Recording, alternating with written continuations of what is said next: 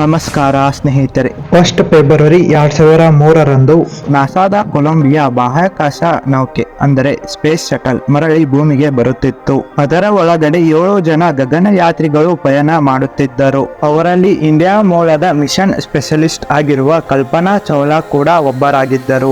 ಆ ಎಲ್ಲ ಗಗನಯಾತ್ರಿಗಳು 2 ವಾರಗಳ ಕಾಲ ಸ್ಪೇಸ್ ನಲ್ಲಿ ತಮ್ಮ ಸಮಯವನ್ನ ಕಳೆದು ಮರಳಿ ಬರುತ್ತಿದ್ದರು. ಅವರನ್ನು ನೋಡಲು ಅವರ ಫ್ಯಾಮಿಲಿ ಮತ್ತು ಸ್ನೇಹಿತರು ಕಾಯುತ್ತಿದ್ದರು. ಅವರೆಲ್ಲರಿಗೂ ಈ ಫ್ಲೈಟ್ ಬಹಳ ವಿಶೇಷವಾಗಿತ್ತು, ಆದರೆ ನಾಸಾದವರಿಗೆ ಅಲ್ಲ. ಇದು ಒಂದು ಕಾಮನ್ ಆಗಿರುವ ರಿಟರ್ನ್ ಫ್ಲೈಟ್ ಆಗಿತ್ತು, ಏಕೆಂದರೆ ಸ್ಪೇಸ್ ಮಿಷನ್ ಕೊಲಂಬಿಯಾ ಪ್ರೋಗ್ರಾಮದ 28ನೆಯ ಫ್ಲೈಟ್ ಆಗಿತ್ತು. 8:44 AM ಬಾಹ್ಯಾಕಾಶ ನೌಕೆ ಭೂಮಿಯ ವಾತಾವರಣವನ್ನು ಎಂಟ್ರಿ ಮಾಡುತ್ತದೆ. ಎಲ್ಲ ಸಿಸ್ಟಮ್ಗಳು ಎಕ್ಸ್ಪೆಕ್ಟೇಷನ್ ಅಂತೆ ಕೆಲಸ ಮಾಡುತ್ತಿದ್ದವು. ಎಲ್ಲ ನಾರ್ಮಲ್ ಆಗಿ ಕಾಣುತ್ತಿತ್ತು.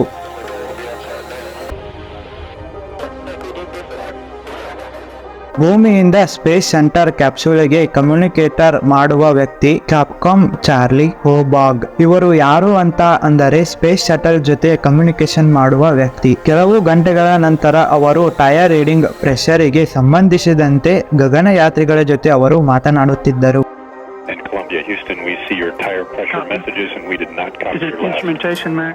ಇನ್ನೊಂದು ಕಡೆಯಲ್ಲಿ ಮಿಷನ್ ಕಮಾಂಡರ್ ರಿಕ್ ಹಸ್ಬೆಂಡ್ ಅವರು ಉತ್ತರವನ್ನ ನೀಡುತ್ತಿದ್ದರು. ಆ ಸಮಯದಲ್ಲಿ ಸಡನ್ ಆಗಿ ಲೈನ್ ಕಟ್ ಆಗಿ ಬಿಡುತ್ತದೆ. ಅವರ ಕಡೆಯಿಂದ ಒಂದು ಶಬ್ದ ಕೇಳಿಸುತ್ತದೆ, ರಾಗರ್. ಅವರ ಆನ್ಸರ್ ಅರ್ಧದಲ್ಲಿಯೇ ಕೊನೆಗೊಳ್ಳುತ್ತದೆ. ಕ್ಯಾಪ್ಕಾಮ್ ಚಾರ್ಲಿ ಅವರು ಇನ್ನೊಂದು ಸಾರಿ ಕಮ್ಯುನಿಕೇಶನ್ ಮಾಡಲು ಪ್ರಯತ್ನಿಸುತ್ತಾರೆ, ಆದರೆ ಇನ್ನೊಂದು ಕಡೆಯಿಂದ ಏನೂ ಆನ್ಸರ್ ಅವರಿಗೆ ಬರುವುದಿಲ್ಲ. 10 ನಿಮಿಷಗಳು ಕಳೆದು ಬಿಡುತ್ತವೆ. ಪ್ರಯತ್ನವನ್ನು ಅವರು ನಿಲ್ಲಿಸಿರಲಿಲ್ಲ. ಅವರು ಎಷ್ಟೇ ಪ್ರಯತ್ನ ಮಾಡಿದರೂ ಕೂಡ ಕಮ್ಯುನಿಕೇಶನ್ ಮಾಡಲು ಸಾಧ್ಯನೇ ಆಗುವುದಿಲ್ಲ. ನಂತರದಲ್ಲಿ ಗೊತ್ತಾಯಿತು. ಸ್ಪೇಸ್ ಸೆಂಟರ್ ನಾಸಾ ಟೀಮಿಗೆ ಹೇಳಿತ್ತು, ಇನ್ನು ಮುಂದೆ ಆ ಸ್ಪೇಸ್ ಶಟಲ್ ನಾವು ನೋಡಕ್ಕೆ ಆಗುವುದಿಲ್ಲ, ಅದು ಬ್ಲಾಸ್ಟ್ ಆಗಿದೆ ಎಂದು. ಕೆಲವು ನಿಮಿಷಗಳಲ್ಲಿ ಕೆನಡಾ ಸ್ಪೇಸ್ ಸೆಂಟರ್ ದಿಂದ ಕಾಲ್ ಬರುತ್ತದೆ. ಟಿವಿ ಆನ್ ಮಾಡಿ ನೋಡಿ. ಟಿವಿಗಳಲ್ಲಿ ಈ ದೃಶ್ಯ ಕಾಣುತ್ತಿತ್ತು. They've lost contact. We can only hope that what we're seeing is not the worst.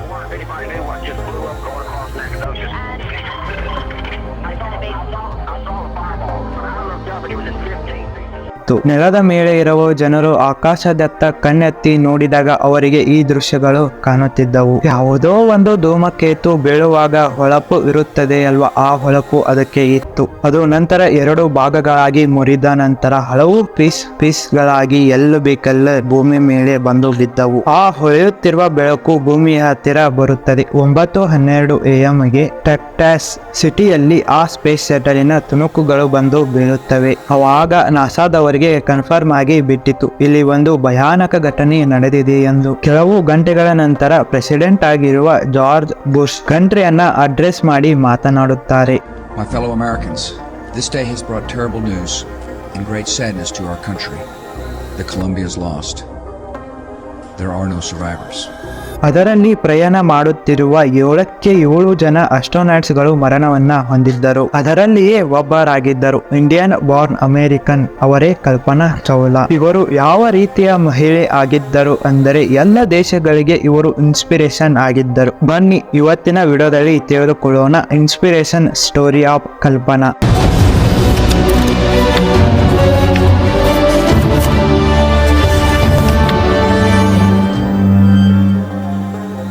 Kalpana Chawla ಅವರ ಜನನ 17 ಮಾರ್ಚ್ 1962 ಹರಿಯಾಣದ ಕರ್ನಾಲ್ ಅಲ್ಲಿ ಒಂದು ಸಂಪ್ರದಾಯ ಕುಟುಂಬದಲ್ಲಿ ಆಯಿತು. ಇವರ ಪೇರೆಂಟ್ಸ್ ಬನರಾಸಿಯಲ್ ಚಾವ್ಲಾ ಮತ್ತು ಸಂಜೋತಿ ಚಾವ್ಲಾ. ಪಾರ್ಟಿಷನ್ ಅವಧಿಯಲ್ಲಿ ಇಂಡಿಯಾಕ್ಕೆ ಬಂದು ಇವರು ನೆಲೆಸಿದರು. ಕಲ್ಪನಾ 4ನೆಯ ಯಂಗೆಸ್ಟ್ ಮಗಳು ಆಗಿದ್ದಳು. ಅವರು ಸ್ಕೂಲಿಗೆ ಹೋಗಲು ಪ್ರಾರಂಭಿಸುವಾಗ ಅವರಿಗೆ ಇನ್ನೂ ಹೆಸರನ್ನು ಇಟ್ಟಿರಲಿಲ್ಲ ಅಂತೆ. ಅವರನ್ನು ಮನೆಯಲ್ಲಿ ಮೋಟು ಎಂದು ಅವರಿಗೆ ಕರೆಯುತ್ತಿದ್ದರು.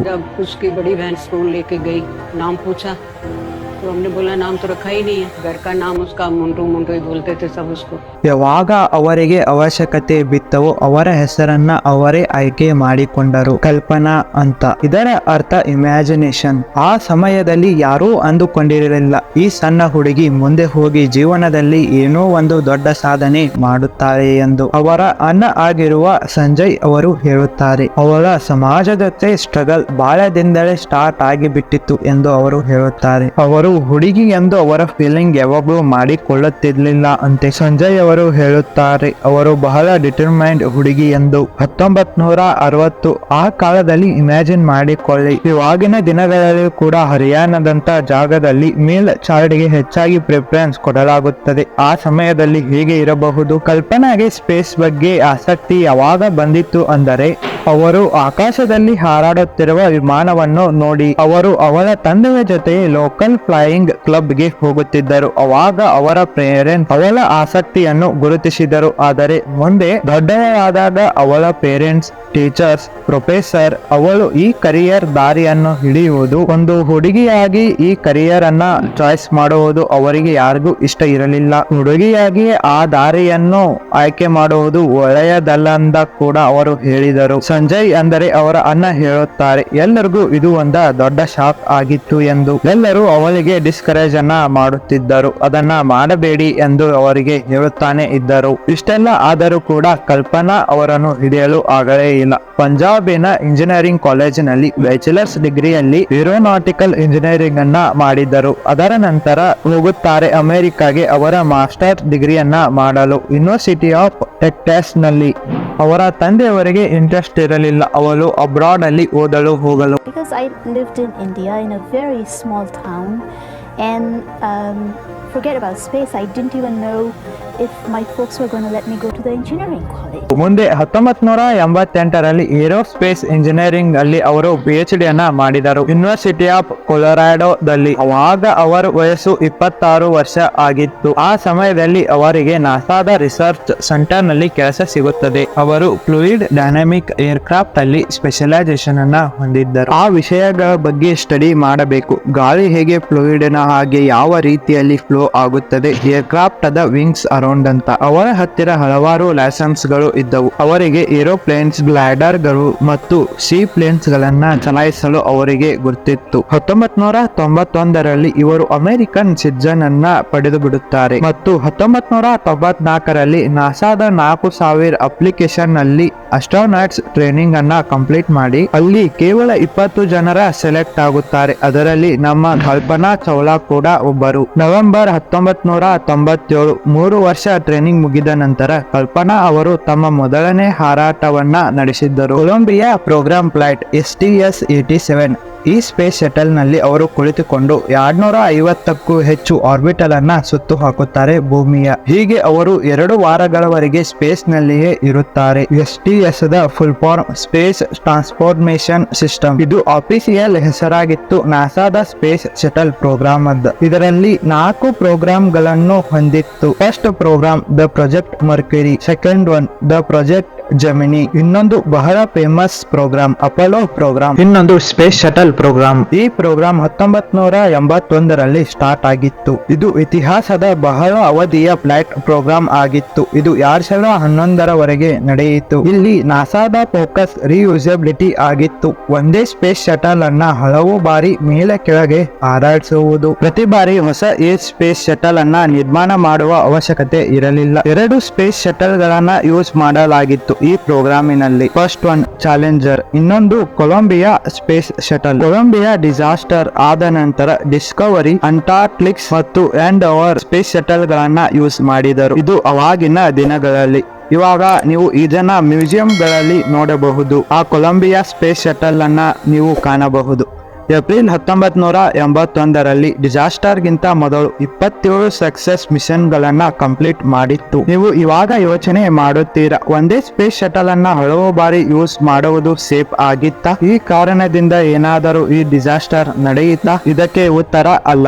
ದ STS ಪ್ರೋಗ್ರಾಮ್ ಅನ್ನ ಡಿಸೈನ್ ಮಾಡಿರುವುದು ಸ್ಪೆಷಲ್ ಆಗಿ ರಿಯೂಸಬಿಲಿಟಿ ಮಾಡುವ ಸಲುವಾಗಿ. ಇಲ್ಲಿ ಫ್ಲೈಟ್ ನ ನಂತರ ಒಂದು ದೊಡ್ಡ ಪ್ರೊಸೆಸ್ ನಡೆಯುತ್ತಿತ್ತು. ಶಟಲ್ ಅನ್ನ ಇನ್ಸ್ಪೆಕ್ಷನ್ ಮಾಡುವುದು, ಏರ್ ಶಟಲ್ ಅನ್ನ ಇನ್ಸ್ಪೆಕ್ಟ್ ಮಾಡುವುದು, ರಿಪೇರ್ ಮಾಡುವುದು, ನಂತರ ಅದು ಕರೆಕ್ಟ್ ಆಗಿ ವರ್ಕ್ ಆಗುವ ಹಾಗೆ ಅದನ್ನ ರೆಡಿ ಮಾಡುವುದು. ನಂತರದಲ್ಲಿ ಅದನ್ನ ಯೂಸ್ ಮಾಡಲಾಗುತ್ತಿತ್ತು ಹೊರತು ತಂದ ಕೂಡಲೇ ಹಂಗಡೆ ಟೆಸ್ಟ್ ಮಾಡದೆ ಹಾರಿಸುತ್ತಿರಲಿಲ್ಲ ಅವರು. ಕೊಲಂಬಿಯಾ ಡಿಸಾಸ್ಟರ್ ಹಿಂದಿನ ರೀಸನ್ ಏನಾಗಿತ್ತು ಅಂದರೆ ಇದು ಒಂದು ಮೈನರ್ ರೀಸನ್ ಆಗಿ ಆಗಿತ್ತು. ಆ ರೀಸನ್ ಬಗ್ಗೆ ಇದೇ ವಿಡಿಯೋದಲ್ಲಿ ಮುಂದೆ ಮಾತನಾಡುತ್ತೇನೆ. ಆದರೆ ಕಾನ್ಸೆಪ್ಟ್ STS ಪ್ರೋಗ್ರಾಮ್ ಅಲ್ಲಿ ಯಾವುದೇ ತಪ್ಪು ಇರಲಿಲ್ಲ. STS ಸ್ಪೇಸ್ ಶಟಲ್ 24ನೆಯ ಫ್ಲೈಟ್. ಇದು ಕೊಲಂಬಿಯಾ ಸ್ಪೇಸ್ ಶಟಲ್ ಆಗಿತ್ತು. ಅದು ಕಲ್ಪನಾ ಅವರ ಫಸ್ಟ್ ಸ್ಪೇಸ್ ಫ್ಲೈಟ್ ಆಗಿತ್ತು. STS 87 ಇದರಲ್ಲಿ ಅವರು ಮಿಷನ್ ಸ್ಪೆಷಲಿಸ್ಟ್ ಆಗಿ ವರ್ಕ್ ಮಾಡಿದ್ದರು. ಅವರು ಇದರಲ್ಲಿ robotic arm the special operator ಆಗಿದ್ದರು. ಸ್ಪಾರ್ಟಾನ್ ಸ್ಯಾಟಲೈಟ್ ಅನ್ನ ಡಿಪ್ಲಾಯ್ ಮಾಡಲು ಒಂದು ಸ್ಯಾಟಲೈಟ್ ಅನ್ನ ಕಳಿಸುತ್ತಾರೆ ಸೂರ್ಯನ ಹೊರಗಡೆ ಲೇಯರ್ ಅನ್ನ ಸ್ಟಡಿ ಮಾಡಲಿಕ್ಕೆ. ಅವಾಗ ಈ ಮಿಷನ್ ಏನೋ ಆಗಿಬಿಡುತ್ತದೆ. ಅವಾಗ ಎಲ್ಲರೂ ಕಾನ್ಫಿಡೆನ್ಸ್ ಕಡಿಮೆ ಆಗುತ್ತದೆ. 1360 kg satellite out of control ಆಗಿಬಿಟ್ಟರೆ ಅವಾಗ ಅವರು ಅದನ್ನ ರಿಟ್ರೀವ್ ಮಾಡಲು ಆಗುವುದಿಲ್ಲ. 3 ದಿನಗಳ ನಂತರ ಸ್ಪೇಸ್ ವಾಕ್ ಅನ್ನ ಮಾಡಿ ವಾಪಸ್ ಅದು ಕೆಲಸ ಆಗುವ ಹಾಗೆ ಮಾಡುತ್ತಾರೆ. ನಂತರ ಅವರಿಗೆ ನಾಸಾದ ಸೈಂಟಿಸ್ಟ್ ಕಡೆಯಿಂದ ಅಭಿನಂದನೆಗಳು ಸಿಗುತ್ತವೆ. ಯೂನಿವರ್ಸಿಟಿ ಆಫ್ ಟೆಕ್ಸಾಸ್ ನಲ್ಲಿ ಮುಗಿನ್ ಅವರು ಹೇಳುತ್ತಾರೆ, KC you did great job. ಇದು ಬಹಳ ದೊಡ್ಡ ಆಸ್ಟ್ರೋನಾಟ್ಸ್ ಅವರಿಗೆ ಹೇಳಿದ್ದು. ಆ ಸ್ಯಾಟಲೈಟ್ ಔಟ್ ಆಫ್ ಕಂಟ್ರೋಲ್ ಹೋಗಿತ್ತು. ಅದರಲ್ಲಿ ಕಲ್ಪನಾ ಚಾವ್ಲಾ ಅವರದು ಯಾವುದೇ ತಪ್ಪು ಇರಲಿಲ್ಲ. ತಪ್ಪು ಇನ್ನೊಬ್ಬರದು ಆಗಿತ್ತು. ಈ ಸಕ್ಸಸ್ಫುಲ್ ಮಿಷನ್ ಅಲ್ಲಿ ಇವಳು ಮೊದಲನೆಯ ಇಂಡಿಯನ್ ಆರ್ಗನೈಸೇಷನ್ ವುಮೆನ್ ಆಗಿದ್ದರು ಮತ್ತು ಮೊದಲನೆಯ ಸೌತ್ ಏಷ್ಯನ್ ಅಮೆರಿಕನ್ ಮಹಿಳೆ ಇವರು ಆಗಿದ್ದರು. ಆ ಸಮಯದ ಇಂದಿರಾ ಕುಮಾರ್ ಗುಜರಾಲ್ ಅವರು ಕಂಗ್ರಾಚುಲೇಷನ್ ಅನ್ನ ಹೇಳಿದ್ದರು. Mr. Gujral, I hear you loud and clear. How do you read me? Kalpana, we are proud of you, each one of us who has done such a pioneering work. Thank you, sir. Thank you very much. ಕಲ್ಪನಾಗೆ ಹೇಗೆ ಅನಿಸುತ್ತಿತ್ತು ಅವರು ಸ್ಪೇಸಿಗೆ ಹೋಗಿ ಅಂದರೆ ಅವರು ಹೇಳುತ್ತಾರೆ, when you look at the stars and the galaxy you fall that you are not just from any particular pieces of land but from the solar system. ಇದರ ಅರ್ಥ ಊರು, ದೇಶ, ಬ್ರಹ್ಮಾಂಡ, ಕಾಂಟಿನೆಂಟ್ ಇವಕ್ಕಿಂತಲೂ ಮುಂಚೆ ನಾವು ಮನುಷ್ಯರು ಭೂಮಿ ಮತ್ತು ಸೌರಮಂಡಳಿಗೆ ಬಿಲಾಂಗ್ ಆಗುತ್ತೇವೆ ಅಂದ ಅರ್ಥ. ಆ ಫ್ಲೈಟ್ 16 ದಿನಗಳವರೆಗೆ ಚಲಿಸಿತು ಮತ್ತು ಹಲವು ಸೈಂಟಿಫಿಕ್ ಎಕ್ಸ್ಪೆರಿಮೆಂಟ್ಗಳನ್ನ ಮಾಡಲಾಗಿತ್ತು. ಯಾವುವು ಅಂದರೆ ಮೈಕ್ರೋಗ್ರಾವಿಟಿಯಲ್ಲಿ ಪ್ಲೇನಿನ ರೀಪ್ರೊಡಕ್ಷನ್ ಅಬ್ಸರ್ವ್ ಮಾಡುವುದು. ಇದಕ್ಕಿಂತ ಇಂಟ್ರೆಸ್ಟಿಂಗ್ ಎಕ್ಸ್ಪೆರಿಮೆಂಟ್ಗಳನ್ನ ಅವರು ಕೈಗೊಳ್ಳುತ್ತಾರೆ. ಅವರ ಕೊನೆಯ ಫ್ಲೈಟ್ ಯಾವುದು ಕ್ರ್ಯಾಶ್ ಆಗೋಕ್ಕಿಂತ ಮುಂಚೆ 16 June 2003 10:29 AM Columbia space shuttle ಕೊನೆಯ ಬಾರಿ ಭೂಮಿಯನ್ನು ಬಿಟ್ಟು ಮೇಲಕ್ಕೆ ಹಾರಿತು. ಈ ಮಿಷನ್ ಅನ್ನ ಒರಿಜಿನಲ್ ಆಗಿ 2001ರಲ್ಲಿ ಪ್ಲಾನ್ ಮಾಡಿದ್ದರು ಮತ್ತು 13 ಸಾರಿ ಇದು ಡಿಲೇ ಆಯಿತು. ಫೈನಲಿ ಆಗಿ 2003ರಲ್ಲಿ ಕೆನಡಿಯಾ ಸ್ಪೇಸ್ ಸೆಂಟರ್ ದಿಂದ ಲಾಂಚ್ ಆಗಿ ಬಿಡುತ್ತದೆ. ಮಿಷನ್ STS 107 ಇದರಲ್ಲಿ ಟೋಟಲ್ ಆಗಿ 7 ಜನರು ಗಗನಯಾತ್ರಿಗಳು ಇದ್ದರು. ಇದನ್ನ ಲೀಡ್ ಮಾಡುತ್ತಿರುವವರು ಕಮಾಂಡರ್ ರಿಕ್ ಹಸ್ಬೆಂಡ್, ಇನ್ನೊಬ್ಬರು ಪ್ಲೇಲೋಡ್ ಕಮಾಂಡರ್ ಮೈಕಲ್ ಆಂಡರ್ಸನ್ ಮತ್ತು 3 ಜನರು ಮಿಷನ್ ಸ್ಪೆಷಲಿಸ್ಟ್ ಇದ್ದರು. ಅದರಲ್ಲಿ ನಮ್ಮ ಕಲ್ಪನಾ ಅವರು ಕೂಡ ಒಬ್ಬರು. ಈ ಗಗನಯಾತ್ರಿಗಳ ಮಿಷನ್ ಏನಾಗಿತ್ತು ಎಂದರೆ 24 ಗಂಟೆಗಳವರೆಗೆ ನಾನ್ ಸ್ಟಾಪ್ ಎಕ್ಸ್ಪೆರಿಮೆಂಟ್ ಗಳನ್ನ ಮಾಡುವುದು. ನಾನ್ ಸ್ಟಾಪ್ ಅಂದರೆ ನಿದ್ದೆಗಿದ್ದೆ ಬಿಟ್ಟು ಮಾಡುವುದು ಅಲ್ಲ, ಶಿಫ್ಟ್ ವೈಸ್ ಕೆಲಸ ಮಾಡುವುದು. 16 ದಿನಗಳ ಕಾಲ ಸ್ಪೇಸ್ ನಲ್ಲಿಯೇ ಇದ್ದರು. 80ಕ್ಕೂ ಹೆಚ್ಚು ಎಕ್ಸ್ಪೆರಿಮೆಂಟ್ ಗಳನ್ನ ಮಾಡಿದ್ದರು. ಲೈಫ್ ಸೈನ್ಸ್, ಮಟೀರಿಯಲ್ ಸೈನ್ಸ್ ಮತ್ತು fluid physics Kalpana Chawla focus ಮಾಡುತ್ತಿದ್ದರು. ಮೈಕ್ರೋಗ್ರಾವಿಟಿ ವಿಷಯದ ಬಗ್ಗೆ, ಹೇಗೆ ಸ್ಪೇಸ್ ಅಲ್ಲಿ ಕಂಬರ್ಷನ್ ಆಗುತ್ತದೆ, ಹೇಗೆ ಅಗ್ನಿಯನ್ನು ಸಪ್ರೆಸ್ಡ್ ಮಾಡಬಹುದು, ಹೇಗೆ ಕ್ರಿಸ್ಟಲ್ಸ್ ಗ್ರೋತ್ ಆಗುತ್ತದೆ, ಹೇಗೆ ಪ್ರೋಸ್ಟೇಟ್ ಕ್ಯಾನ್ಸರ್ ಗ್ರೋ ಆಗುತ್ತದೆ. ಸ್ಪೇಸ್ ಅಲ್ಲಿ ಬಹಳ ಡೀಟೇಲ್ ಆಗಿ ಹೋಗುವುದು ಬೇಡ. ಇನ್ನೊಂದು ಇಂಟ್ರೆಸ್ಟಿಂಗ್ ಆಗಿತ್ತು, ಏಕೆಂದರೆ ಭೂಮಿಯ ಮೇಲಿನ ಲ್ಯಾಬೊರೇಟರಿ ಅಲ್ಲಿ ಸೆಲ್ಸ್ಗಳು ಗ್ರೋ ಹೇಗೆ ಆಗುತ್ತವೆ. ಸೆಲ್ಸ್ 3 ಡೈಮೆನ್ಷನಲ್ ಅಲ್ಲಿ ಗ್ರೋ ಆಗುತ್ತದೆ. ಪ್ಯಾರಲಾಯ್ಡ್ಸ್ ಶೇಪ್ ನ ಹಾಗೆ ಸಿಮಿಲರ್ ಆಗಿ ನಮ್ಮ ಬಾಡಿಯಲ್ಲಿ ಕ್ಯಾನ್ಸರಿನ ಟ್ಯೂಮರ್ಸ್ ಗಳು ಫಾರ್ಮ್ ಆಗುತ್ತವೆ.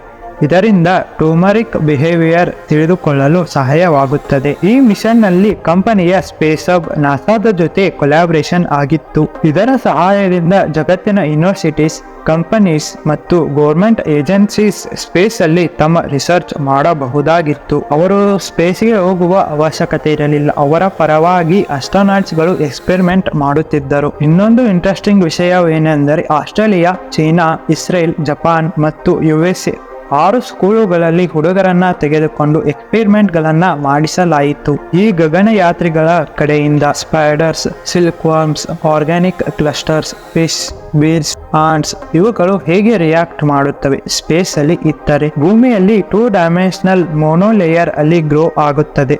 ಆದರೆ ಸ್ಪೇಸ್ನಲ್ಲಿ ಆ ವಿದ್ಯಾರ್ಥಿಗಳಿಗೆ ತಿಳಿಯಬೇಕಿತ್ತು. ಇನ್ನೊಂದು ಇಟ್ಟುಕೊಂಡು ಎಕ್ಸ್ಪೆರಿಮೆಂಟ್ ಆಗುತ್ತಿದ್ದವು. ಇನ್ನೊಂದು ಎಕ್ಸ್ಪೆರಿಮೆಂಟ್ ಹೂವಿನ ಸುಗಂಧದ ಬಗ್ಗೆ. ಆ ಹೂವನ್ನ ಸ್ಪೇಸಲ್ಲಿ ಇಟ್ಟರೆ ಅದರ ಸುಗಂಧ ಬದಲಾಗುತ್ತದೆ ಅಂತೆ. ಏಕೆಂದರೆ ಮಿಷನ್ ಅಪ್ರಾಕ್ಸಿಮೇಟ್ಲಿ 30% ಅಷ್ಟು ಡೇಟಾ ಅನ್ನು ಎಕ್ಸ್ಪೆರಿಮೆಂಟ್ ಕನ್ಸಿಸ್ಟೆಂಟ್ ಆಗಿ ಟ್ರಾನ್ಸ್ಫಾರ್ಮ್ಡ್ ಮಾಡಲಾಗುತ್ತಿತ್ತು. ಅದನ್ನ ಸೇವ್ ಮಾಡಿ ಕಲೆಕ್ಟ್ ಮಾಡಿ ಗ್ರೌಂಡ್ ಸ್ಟೇಷನ್ ಅಲ್ಲಿ ಇಡಲಾಯಿತು. ಕೆಲವು ಸಕ್ಸಸ್ಫುಲ್ ಎಕ್ಸ್ಪೆರಿಮೆಂಟ್ ವಿಡಿಯೋಸ್ ಗಳನ್ನ ರೆಕಾರ್ಡ್ ಮಾಡಲಾಯಿತು ಮತ್ತು ವಿದ್ಯಾರ್ಥಿಗಳಿಗೆ ಅದನ್ನ ಕಳುಹಿಸಿದರು. ಆರ್ಡ್ಸ್ ಮತ್ತು ಕ್ರಿಸ್ಟಲ್ಸ್ಗೆ ಸಂಬಂಧಿಸಿದ್ದು ಅವು.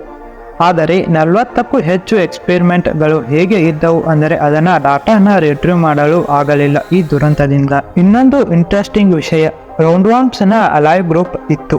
ಯಾವುದು ಈ ಡಿಸಾಸ್ಟರ್ ಸರ್ವೆ ಮಾಡಿತ್ತು. ಒಂದು ಮೈನರ್ ಹೀಟ್ ಡ್ಯಾಮೇಜಿನ ಜೊತೆ ಅದನ್ನು ಅಲ್ಯೂಮಿನಿಯಂ ಕಂಟೈನರ್ ನಲ್ಲಿ ಇಡಲಾಯಿತು. ದುರಂತ ಆದ ನಂತರ ಮರುದಿನ ಪೀಸಸ್ ಸ್ಪೇಸ್ ಶಟಲ್ ಅನ್ನ ರಿಟ್ರೀವ್ ಮಾಡಿದರು. 5ರಿಂದ 6 ಕ್ಯಾನ್ಸ್ಗಳು ಸಿಕ್ಕವು. ಅದರಲ್ಲಿ ಬ್ಯಾಟರಿ ರೌಂಡ್ವಾರ್ಮ್ಸ್ ಜೀವಂತವಾಗಿ ಸಿಕ್ಕವು. ನಂತರದಲ್ಲಿ ಮಿಷನ್ ನಡೆಯಿತು. 2011ರ ಸ್ಪೇಸ್ ಶಟಲ್ ಪ್ರಯತ್ನ STCS ಪ್ರೋಗ್ರಾಮದ ಸೆಕೆಂಡ್ ಲಾಸ್ಟ್ ಮಿಷನ್ ಆಗಿತ್ತು. ಅದರಲ್ಲಿ ರೌಂಡ್ವಾರ್ಮ್ಸ್ ಡಿಸೆಂಡೆಂಟ್ ಅಲ್ಲಿ ಕಳಿಸಲಾಯಿತು. ಇವಾಗ ಒಂದು ದೊಡ್ಡ ಕ್ವಶನ್ ನಿಮಗೆ ಹುಟ್ಟಿಕೊಳ್ಳುತ್ತದೆ. ಈ ದುರಂತ ಏಕೆ ನಡೆಯಿತು? ಇದರ ಹಿಂದೆ ಇರುವ ಕಾರಣಗಳು ಏನು ಪೈಲಟ್ ಕಡೆಯಿಂದ ತಪ್ಪಾಯ್ತಾ, ಇಲ್ಲ ಬೇರೆ ಯಾರಾದ್ರೂ ಕ್ರೂ ಮೆಂಬರ್ಸ್ ಗಳಿಂದ ಮಿಸ್ಟೇಕ್ ಆಯ್ತಾ, ಅಥವಾ ಆ ಗಗನಯಾತ್ರಿಗಳು ಏನಾದರೂ ತಪ್ಪು ಮಾಡಿದ್ರಾ? ಹೀಗೆ ಎಲ್ಲ ಯೋಚನೆ ಮಾಡಿದರೆ ತಪ್ಪು ಯಾರದು ಕೂಡ ಆಗಿರಲಿಲ್ಲ. ಆ ಕೊಲಂಬಿಯಾ ಸ್ಪೇಸ್ ಶಟಲ್ ಅಲ್ಲಿರುವ 7 ಗಗನಯಾತ್ರಿಗಳದ್ದು ಕೂಡ ತಪ್ಪು ಇರಲಿಲ್ಲ. ದುರಂತ ನಡೆಯುಕ್ಕಿಂತ ಮೊದಲು 3ರಿಂದ 4 ನಿಮಿಷ ಅವರು ಹೂವೇ ಕೂಡ ಮಾಡಿರಲಿಲ್ಲ ಈ ರೀತಿ ಆಗುತ್ತದೆ ಎಂದು. ಈ ವಿಡಿಯೋ ರೆಕಾರ್ಡ್ ಅನ್ನ ನೋಡಿ. ಕೆಲವೇ ನಿಮಿಷಗಳ ಮೊದಲಿನ ಕ್ಲಿಪ್ ಇದು. ಗಗನಯಾತ್ರಿಯರು ಜೋಕ್ ಮಾಡ್ತಾ ನಗುತ್ತಾ ಇದ್ದರು.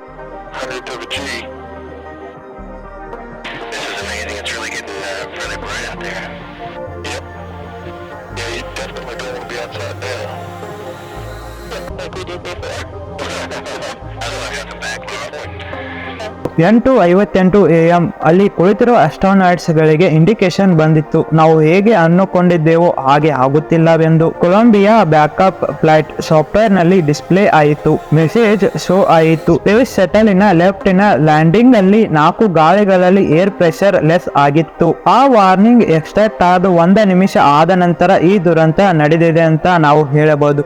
ಆ ಟೈಮಿನಲ್ಲಿಯೇ ಕೊಲಂಬಿಯಾ ಸಿಗ್ನಲ್ ಕಟ್ ಆಯಿತು. ಭೂಮಿಯಲ್ಲಿ ಕುಳಿತಿರುವ ಕ್ಯಾಪ್ಕಾಮ್ ಅವರು ಕಮ್ಯುನಿಕೇಶನ್ ಮಾಡಲು ಬಹಳ ಪ್ರಯತ್ನವನ್ನು ಪಟ್ಟರು. ಹೇಗೆ ಅನಿಸುತ್ತದೆ ನಾನು ಹೇಳಿದರೆ, ಅಸ್ಟ್ರೋನಾಟ್ಸ್ ಗಳು ಇದರ ಬಗ್ಗೆ ಅವರಿಗೆ ಏನೂ ಗುರ್ತಿರಲಿಲ್ಲ. ಆದರೆ ನಾಸಾದ ಕೆಲವು ಜನರಿಗೆ ಈ ಪ್ರಾಬ್ಲಮ್ ಬಗ್ಗೆ ಮೊದಲೇ ಗೊತ್ತಿತ್ತು. ದುರಂತದ 1-2 ಗಂಟೆ ಅಷ್ಟೇ ಅಲ್ಲ, ಮೊದಲಿನಿಂದಲೇ 16 ದಿನದಿಂದಲೇ ಅವರಿಗೆ ತಿಳಿದಿತ್ತು. ಅವರಿಗೆ ಯಾವಾಗ ಗೊತ್ತಾಗಿತ್ತು ಅಂದರೆ ಈ ಸ್ಪೇಸ್ ಶಟಲ್ ಯಾವಾಗ ಭೂಮಿಯಿಂದ ಲಾಂಚ್ ಆಗಿತ್ತಲ್ವಾ ಅವಾಗ್ಲೇ. ವಿಷಯ ಏನೆಂದರೆ, ಲಾಂಚ್ ಆದ 81 ಸೆಕೆಂಡ್ ಆದ ನಂತರ ಫೋಮೋನ್ ಸಣ್ಣ ನೌಕೆಯಿಂದ ಬೇರ್ಪಟ್ಟು ಎಡರಟ್ಟಿಗೆ ಡಿಕ್ಕಿ ಹೊಡೆದಿದೆ. ಆ ಒಂದು ಸಣ್ಣ ಪೀಸ್ ಅದನ್ನ ಕೊಲಂಬಿಯಾದ ಎಕ್ಸ್ಟರ್ನಲ್ ಟ್ಯಾಂಕ್ ಗೆ ಕನೆಕ್ಟ್ ಮಾಡಲು ಯೂಸ್ ಆಗುತ್ತಿತ್ತು. ಇದು ದೊಡ್ಡ ಪೀಸ್ ಏನೋ ಇರಲಿಲ್ಲ, ಕೇವಲ 60 ಸೆಂಟಿಮೀಟರ್ ಲಾಂಗ್ ಆಗಿತ್ತು ಮತ್ತು 40 ಸೆಂಟಿಮೀಟರ್ ವಿಡ್ತ್ ಅನ್ನ ಹೊಂದಿದ್ದು ಇದರ ತೂಕ 750 ಗ್ರಾಮ್ ಆಗಿತ್ತು. ಆದರೆ ಇದು ಲೆಫ್ಟ್ ವಿಂಗ್ ಗೆ ಎಷ್ಟು ವೇಗವಾಗಿ ಡ್ಯಾಶ್ ಆಗಿತ್ತು ಅಂದರೆ ಆ ವೆಲಾಸಿಟಿಯನ್ನ ಎಸ್ಟಿಮೇಟ್ ಮಾಡಿದರೆ 700ರಿಂದ 900 km/h ಅಷ್ಟು ವೇಗ ಇತ್ತು. ಹೀಗೆ ಆದ 2ರಿಂದ 3 ದಿನಗಳ ಆದ ನಂತರ ನಾಸಾದ ಇಂಜಿನಿಯರ್ STC ಪ್ರೋಗ್ರಾಮ್ ಮ್ಯಾನೇಜರ್ ಆಗಿರುವ ರಾನ್ ಡಿ ಡೆಡ್ಮೋರ್ ಹೇಳುತ್ತಾರೆ, ಪಿಕ್ಚರ್ಸ್ ಗಳನ್ನ ತೆಗೆಯಿರಿ, ಆ ಡ್ಯಾಮೇಜ್ ಅನ್ನ ಗುರುತು ಹಿಡಿಯಲು ಮತ್ತು ಏನು ಹಾನಿಯಾಗಿದೆ ಎಂದು ತಿಳಿದುಕೊಳ್ಳಿ. ಆ ಸ್ಪೇಸ್ ಶಟಲ್ ಅದು. ಅವರು ಅಮೆರಿಕನ್ ಸ್ಪೈಸ್ ಸ್ಯಾಟಲೈಟ್ ಅನ್ನ ಯೂಸ್ ಮಾಡಿಕೊಂಡರು. ಆದರೆ ಇಂಜಿನಿಯರ್ಸ್ ಅವರು ಹೇಳುತ್ತಾರೆ, ಚೀಫ್ ಇದನ್ನ ರಿಕ್ವೆಸ್ಟ್ ಅನ್ನ ನಿರಾಕರಿಸಿದರು ಎಂದು. ಇದೇ ಕಾರಣದಿಂದ ಈ ದುರಂತ ನಡೆಯಿತು ಎಂದು ನಾವು ಹೇಳಬಹುದಾ? ದುರಂತದ ನಂತರ ಏಪ್ರಿಲ್ 2003ರಂದು ಅವರು ತಮ್ಮ ಪೊಸಿಷನ್ ದಿಂದ ರಿಸೈನ್ ಮಾಡುತ್ತಾರೆ ಮತ್ತು ಅವರು ತಮ್ಮ ತಪ್ಪನ್ನ ತಾವೇ ಸ್ವೀಕರಿಸುತ್ತಾರೆ. 2008ರಲ್ಲಿ ಬಂತು. Columbia accident investigation board CAIB August 2003ರಲ್ಲಿ ಕಮಿಷನ್ ಅಲ್ಲಿ ಒಂದು ರಿಪೋರ್ಟ್ ಅನ್ನ ರಿಲೀಸ್ ಮಾಡುತ್ತದೆ. ಅದರಲ್ಲಿ ಡೀಟೇಲ್ ಆಗಿ ಎಕ್ಸ್ಪ್ಲೇನ್ ಅನ್ನ ಮಾಡಿದರು ಈ ಡಿಸಾಸ್ಟರ್ ಏಕೆ ಆಯಿತು ಎಂದು. ಇದಕ್ಕೆ ಕಾರಣಗಳು ಈ ರಿಪೋರ್ಟ್ ನಲ್ಲಿ ನಾವು ನೋಡಬಹುದು. ಮೆನ್ಷನ್ ಆಗಿದೆ ನಾಸಾದ ನೆಗ್ಲಿಜಿಯನ್ಸಿ ಅಂತ.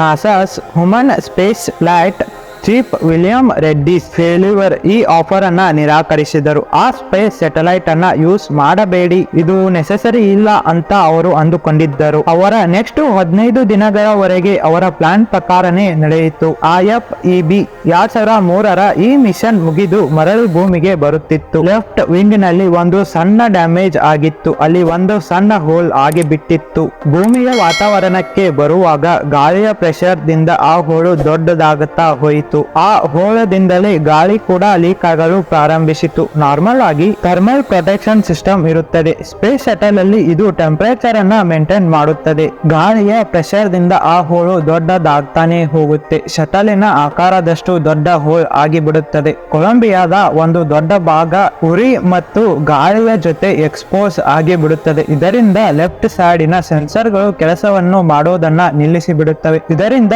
ಟೆಂಪರೇಚರ್ ರೀಡಿಂಗ್ ಮಾಡಲು ಆಗುವುದಿಲ್ಲ. ನಂತರ ಟೈರ್ ಪ್ರೆಷರ್ ರೀಡಿಂಗ್ ಬಂದ್ ಆಯಿತು.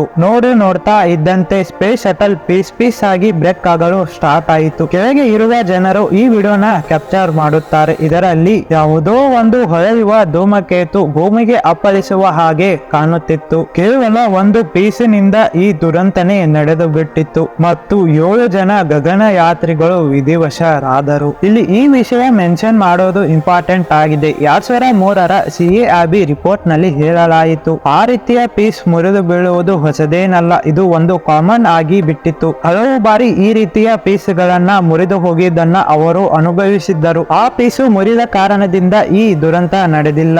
ತಪ್ಪು ಸಮಯದಲ್ಲಿ ತಪ್ಪಾದ ಜಾಗದಲ್ಲಿ ಹೋಗಿ ಡ್ಯಾಶ್ ಆಗಿತ್ತು ನೋಡಿ, ಅಲ್ಲೇ ಆಗಿತ್ತು ಈ ದುರಂತ. ದುರಂತ ನಡೆದ 5 ವರ್ಷಗಳ ನಂತರ 2008ರಂದು ರಿಪೋರ್ಟ್ ಬರುತ್ತದೆ. ಕೊಲಂಬಿಯಾ ಕ್ರೂ ಸೌರಲ್ ಇನ್ವೆಸ್ಟಿಗೇಷನ್ ರಿಪೋರ್ಟ್. ಇದರಿಂದ ಗೊತ್ತಾಗುತ್ತದೆ ಕೊಲಂಬಿಯಾ ಡಿಸೆಪ್ಷನ್ ಪ್ರೆಷರ್ ದ ಕಾರಣದಿಂದ ಆಸ್ಟ್ರೋನಾಟ್ಸ್ ಗಳು ಕೆಲವೇ ಕ್ಷಣಗಳಲ್ಲಿ ಮರಣವನ್ನ ಹೊಂದಿದ್ದರು ಮತ್ತು ರಿಪೋರ್ಟ್ ನಲ್ಲಿ ಹೇಳುತ್ತಾರೆ ಆಸ್ಟ್ರೋನಾಟ್ಸ್ ಕಡೆ ಯಾವ ಪವರ್ಫುಲ್ ಇಕ್ವಿಪ್ಮೆಂಟ್ಸ್ ಗಳು ಇದ್ದರೂ ಕೂಡ ಅವರ ಜೀವವನ್ನು ಉಳಿಸಿಕೊಳ್ಳಲು ಸಾಧ್ಯವಿರಲಿಲ್ಲ ಎಂದು. ನಂತರ ನಾಸಾ ಈ ಸ್ಪೇಸ್ ಶಟಲ್ ಪ್ರೋಗ್ರಾಮ್ ಅನ್ನು 2.5 ವರ್ಷದವರೆಗೆ ನಡೆಯಿತು. ನಂತರ ಇಂಪಾರ್ಟೆಂಟ್ ವಿಷಯ, ಓಮ್ ರಾಂಪ್ ದ ಡಿಸೈನ್ ಅನ್ನು ಕೂಡ ಚೇಂಜ್ ಮಾಡಿದರು, ಈ ರೀತಿಯ ದುರಂತ ನಡೆಯಬಾರದು ಎಂದು. ಥ್ಯಾಂಕ್ಫುಲಿ ಇವಾಗಿನವರೆಗೂ ಅಂದರೆ ಹೆಚ್ಚು ಕಡಿಮೆ 20 ವರ್ಷ ಆಯಿತು, ಈ ರೀತಿಯ ಇನ್ಸಿಡೆಂಟ್ ರಿಪೀಟ್ ಆಗೇ ಇಲ್ಲ.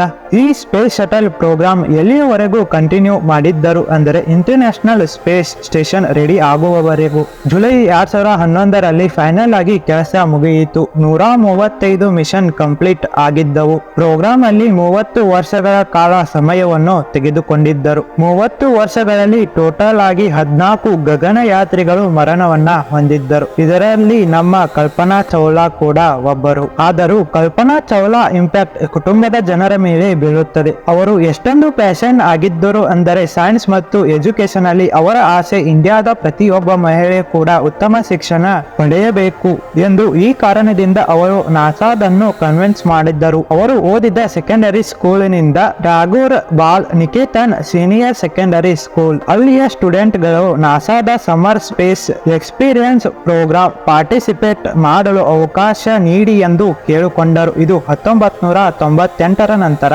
ಪ್ರತಿ ವರ್ಷ ಈ ಸ್ಕೂಲಿನಿಂದ 2 ವಿದ್ಯಾರ್ಥಿನಿಯನ್ನು ಅಮೆರಿಕಾಗೆ ಕಳಿಸುತ್ತಾರೆ. ಅಮೆರಿಕಾದಲ್ಲಿ ಅವರ ವಿದ್ಯಾರ್ಥಿನಿಯಗಳ ಜೊತೆ ಅವರು ಮನೆಯಲ್ಲಿ ಊಟ ಮಾಡಿದ್ದು ಕೂಡ ನಾವು ಕಾಣಬಹುದು. ನಾಸಾದವರು ಕಲ್ಪನಾ ಹಾಗೂ ಕ್ರೂ ಮೆಂಬರ್ಸ್ ಗೆ ಟ್ರಿಬ್ಯೂಟ್ ಅನ್ನ ನೀಡುತ್ತಾರೆ. ಹೇಗೆ ನಾಸಾ ಮಾಸದಲ್ಲಿ ಲಾಸ್ ಆದಾಗ ಅದನ್ನು ಕೊಲಂಬಿಯಾ ಮೆಮೊರಿಯಲ್ ಸ್ಟೇಷನ್ ಎಂದು ಕರೆಯುತ್ತಾರೆ. ಮಾರ್ಸ್ ಹಾಗೂ ಜುಪಿಟರ್ ಗಳ ನಡುವೆ ಹಲವು ಆಸ್ಟ್ರೋನಾಟ್ಸ್ ಗಳು ಇದ್ದಾರೆ. ಅವುಗಳ ಹೆಸರು ಕೂಡ ಅದಕ್ಕೆಲ್ಲವೂ ಕೂಡ ಈ ಕ್ರೂ ಮೆಂಬರ್ಸ್ ಗಳ ಹೆಸರನ್ನ ಇಟ್ಟಿದ್ದಾರೆ. ಇದೇ ರೀಸನ್ ದಿಂದ ಇವಾಗ ನಮ್ಮ ಸೋಲಾರ್ ಸಿಸ್ಟಮ್ ಎಷ್ಟು ದೂರಗಳಿಂದ ಅಸ್ಟೋರಾಯ್ಡ್ ಸುತ್ತು ಹಾಕುತ್ತದೆ. ಅದರ ಹೆಸರು 51826 ಕಲ್ಪನಾ ಚೌಲಾ. ನಮ್ಮ ಇಂಡಿಯಾದ ಇನ್ಸ್ಪಿರೇಷನ್ ಆಗಿರುವ ಕಲ್ಪನಾ ಅವರಿಗೋಸ್ಕರ ಆದರೂ ಈ ವಿಡಿಯೋನ ಒಂದು ಲೈಕ್ ಮಾಡಿ, ಆದಷ್ಟು ಜನರಿಗೆ ಶೇರ್ ಮಾಡಿ. ವಿಡಿಯೋ ಇಷ್ಟವಾದರೆ ಸಬ್ಸ್ಕ್ರೈಬ್ ಮಾಡೋದನ್ನ ಮರೆಯಬೇಡಿ. ಇಲ್ಲಿವರೆಗೂ ನನ್ನ ವಿಡಿಯೋ ನೋಡಿದ್ದಕ್ಕೆ ತುಂಬಾ ಧನ್ಯವಾದಗಳು. Thanks for watching. Take care. Bye bye.